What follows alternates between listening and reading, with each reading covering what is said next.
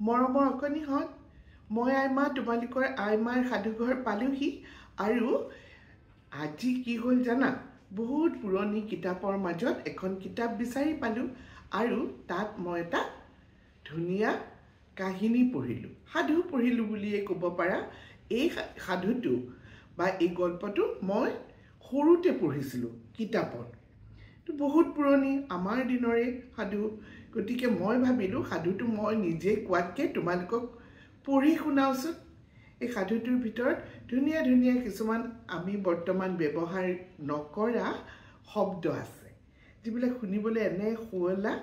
সেইকাৰণে ভাবিলোঁ সাধুটো পঢ়ি দিলে তোমালোকে চাগে আৰু বেছি ভাল পাবা। সাধুটোৰ বা কাহিনী ভাগৰ লেখকজনৰ নাম মই এতিয়া নকওঁ, তোমালোক বহুতে হয়তো জানা। আৰু চাওঁচোন তোমালোকে পাৰা নেকি লেখকজনৰ নামটো ক'ব, মোক জনাবা, হ'বনে?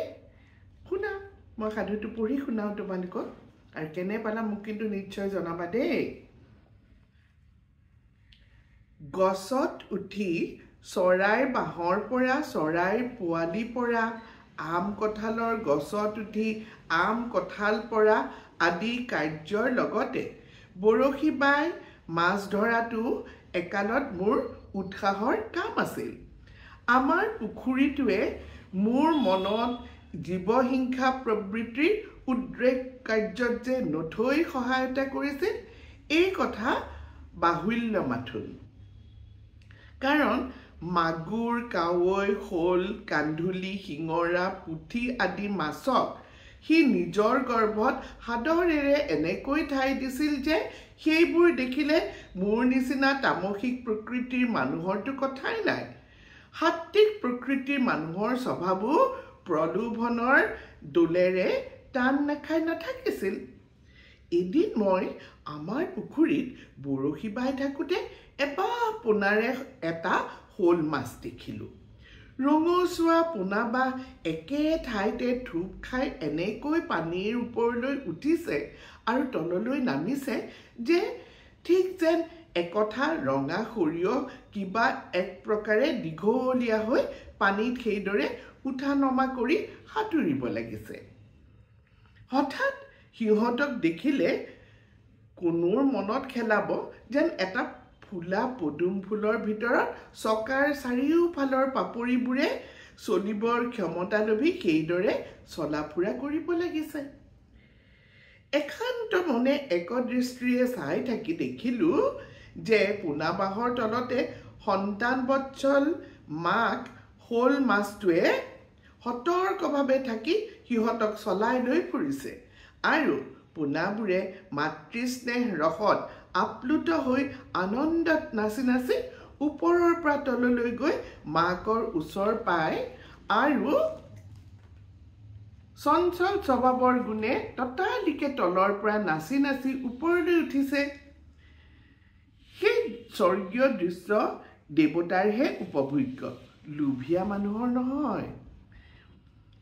নিমিষতে মোৰ হিংসাকুৰীয়া লোভীয়া স্বভাৱবোৰ উত্তেজিত হৈ উঠি আৰু পিছ নুগুনি নিকৰুণভাৱে বৰলৰ টোপেৰে গধুৰ বৰশীটো পোন বাঁহৰ মাজত পেলাই দিলোঁ।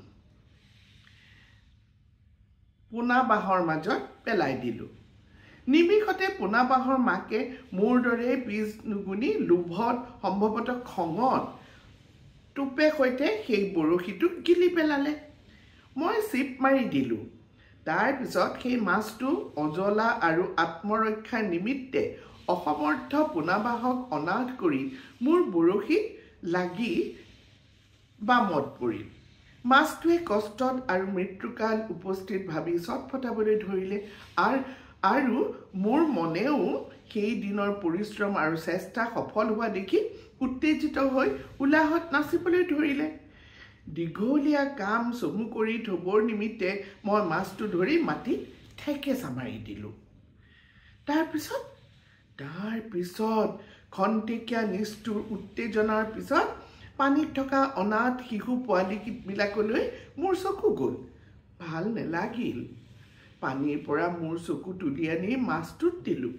দেখিলোঁ মাছটোৱে মুখেৰে কাপ কাপ কৰিব লাগিছে।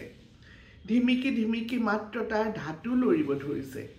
এই দুই দৃশ্যই মোৰ অন্তৰৰ নিভৃত কোঠালীৰ নিভৃত চুক এটাত থকা কিবা এটা সচেতন বস্তুত অলপ খোঁচাপিন্ধা কৰা যেন পালোঁ।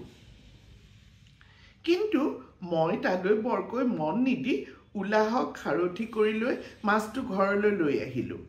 সংসাৰৰ অলেখ কামৰ চিন্তাৰ চকুৱাই অলপৰ পিছতে সেই মাছ ধৰা বিষয়টো সেই দিনালৈ ঢাকি পেলালোঁ। কিন্তু গধূলি আয়ে যেতিয়া পুৱাৰ সেই শ'ল মাছত মূলা দি আঞ্জা ৰান্ধি মোক ঘৰলৈ দিছিল, মোক খাবলৈ দিছিল, মোৰ অন্তৰৰ সেই ঠাইত বেজীৰ ফুটনি বুজনকৈয়ে অনুভৱ কৰিছিলোঁ। গতিকে ৰুচিৰে সৈতে আঞ্জা মই খাব নোৱাৰিলোঁ। ৰাতি শুবলৈ বুলি শোৱাপাটিত পৰিলত অনাহুত অসংলগ্ন নানাভাৱে খেলিমেলি লগাই মোৰ মনটো অসুখীয়া কৰি পেলালে। তেনে অৱস্থাত মোৰ কেতিয়া টোপনি আহিল ক'ব নোৱাৰোঁ। টোপনিত এইটো সামাজিক দেখিলোঁ। মোৰ শোৱাপাটিৰ চাৰিওপিনে অসংখ্য কেঁচুৱা ল'ৰাই মোক বেৰি কান্দিব লাগিছে।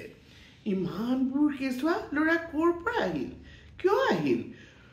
আহি বাৰু মোক বেৰি ধৰি কান্দিছে কিয়? মই বুজিব নোৱাৰি মাত লগালোঁ। বোপাহঁত, মোৰ চিকুনিহঁত, তহঁত ক'ৰ পৰা আহিছ? তহঁতৰ কি হৈছে? কিয় কান্দিছ মোক কচোন? মোৰ প্ৰশ্ন শুনি সিহঁতে সিহঁতৰ কণ কণ মুখবোৰেৰে মাত লগাই উত্তৰ দিলে, আমাক তই এতিয়া চিনিকে নোপোৱা হলি?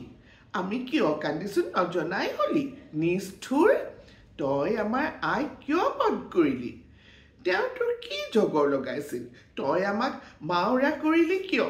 পপীয়া, লোভিয়া, তই আমাকো মাৰি পেলা, আমাকো মাৰি খাই পেলা। হায় হায়, তই আমাক মাৰি দেখোন আমাৰ দুখীয়া আইক এৰি দিব পাৰিলিহেঁতেন। আমাকো তই আজি মাৰিবই লাগিব, নহ'লে আমি তোক নেৰোঁ। তোৰ হাতত মৰিবলৈ বুলি ঠিক কৰিছোঁ আমি সকলোৱে। আমি আজি তোৰ গুৰিলৈ সেইবাবেই আহিছোঁ। আমাক এতিয়াই মাৰ, মাৰ, মাৰ, মাৰ, নেমাৰিলে আমি ইয়াৰ পৰা কেতিয়াও নেযাওঁ আৰু তোকো নেৰোঁ। হঠাৎ চাট কৰি মোৰ টোপনি ভাঙিল। মই খপকৰে শোৱাপাটিতে বহিলোঁ। দুখ, শোক আৰু অনুতাপত মোৰ হৃদয় তগধ হ'ল। সেই অৱস্থাতে মই ভালেখিনি পৰ থাকি পূবেৰুণ দি আহিলত পাটিৰ পৰা নামি গৈ ঘৰৰ পানী পাছত আঁৰি থোৱা দাড়িৰে সৈতে বৰশীটো দুখৰকৈ ভাঙি দলিয়াই পেলালোঁ আৰু তেতিয়াই শপত খালোঁ যে মোৰ জীৱন দশাত মই আৰু বৰশীত হাত কেতিয়াও নিদিওঁ। ইয়াত কিছুমান শব্দ বৰ ধুনীয়া আছে, যেনে পূবেৰুণটো আমি সাধাৰণতে নকৰোঁ ব্যৱহাৰ। এনেকুৱা ধৰণৰ শব্দবিলাক আছে কাৰণেহে মই এই সাধুটো তোমালোকক পঢ়ি শুনালোঁ। আৰু সাধুটো কেনেকুৱা পালা মোক জনাবা। বহুত গৰম লাগিছে, ঘৰত কাৰেণ্ট নাই, মই গোটেই মানুহজনী ঘামিছোঁ। তথাপিতো ধুনীয়া কিবা এটা পঢ়িলে বা ভাল লগা কিবা এটা পঢ়িলে মই সদায় তোমালোকৰ লগত ভগাই ল'বলৈ ভাল পাওঁ।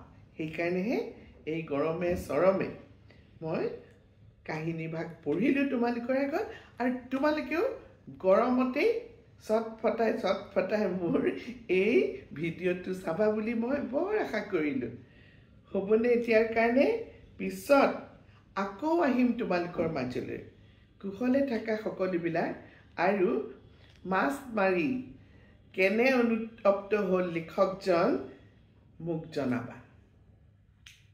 Bye bye.